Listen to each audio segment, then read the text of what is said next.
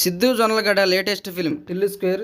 ఈ సినిమా మార్చి 29న రిలీజ్ అయింది. సిద్ధు జొన్నలగడ్డకు జోడీగా అనుపమ పరమేశ్వరన్ యాక్ట్ చేసింది. అదేవిధంగా డీజే టిల్లులో ఉన్న నేహా శెట్టి కూడా ఈ సినిమాలో యాక్ట్ చేసింది. 10 రోజులు కంప్లీట్ చేసుకున్న ఈ సినిమా వరల్డ్ వైడ్గా 100 కోట్ల గ్రాస్ని కలెక్ట్ చేసింది. రీసెంట్గా ఈ సినిమా సక్సెస్ మీట్ని నిర్వహించారు.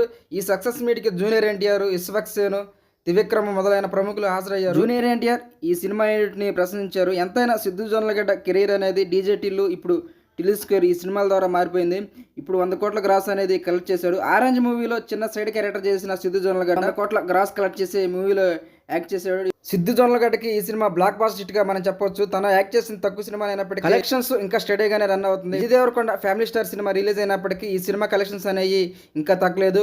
కొన్ని ఏరియాలో విజయ్ దేవరకొండ సినిమా కంటే టిల్లు స్క్వేర్ సినిమాకి ఎక్కువ కలెక్షన్స్ వస్తున్నాయి. నార్త్ అమెరికాలో అయితే గుంటూరు కారం కలెక్షన్స్ని ఈ సినిమా క్రాస్ చేసింది. టైటిల్ హీరోకి ఎంటర్ అయ్యాడు. Please friends, subscribe my channel. Thank you.